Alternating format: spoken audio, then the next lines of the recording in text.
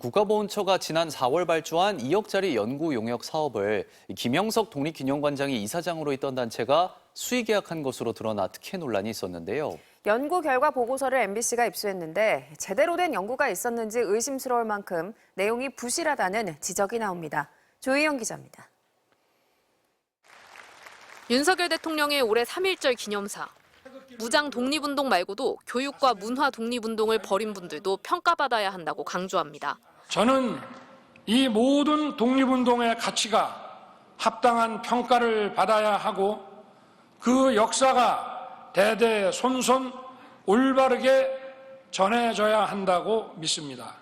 이는 과거 정부가 무장 독립운동만 평가한 채 나머지 독립운동들은 친일파로 몰아간 경향이 있어 균형이 필요하다는 뜻이라고 대통령실은 설명했습니다.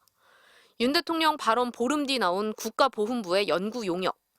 국내 문화운동과 학생운동, 계몽운동에서 이름이나 공적이 잘 알려지지 않은 사람들을 발굴해 공적을 선양, 홍보한다는 내용입니다.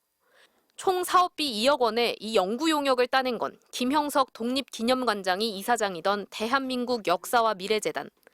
연구진은 불과 4개월의 연구 끝에 16명의 알려지지 않은 독립운동가를 선정했다며 최종 결과 보고서를 발간했습니다. 알려지지 않았다는 운동가는 과연 누구일까?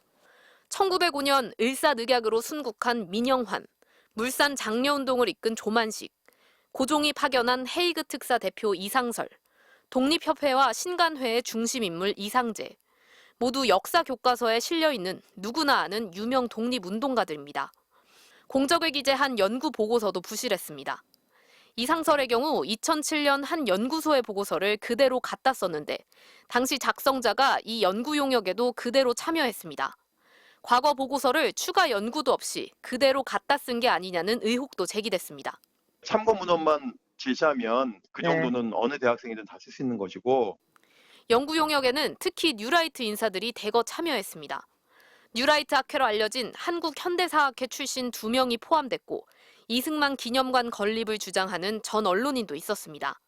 지난 5월 연구진이 개최한 학술대회에 참가한 발제자는 1948년 건국절의 정통성을 주장하고 종북 좌파들이 이승만, 박정희 두 전직 대통령을 집요하게 흠집내고 있다고 주장하기도 했습니다. 보훈부가 어떤 역사관을 갖고 있길래 이런 용역들을 발주하고 이런 결과물을 납득할 수 있는지에 대해서 오히려 더 이해하기 어렵다는. 이에 대해 김형석 관장은 대답을 거부했고 당시 연구진은 4개월의 짧은 기간 동안 방대한 양을 압축하다 보니 어쩔 수 없었다고 해명했습니다. MBC 뉴스 조희영입니다.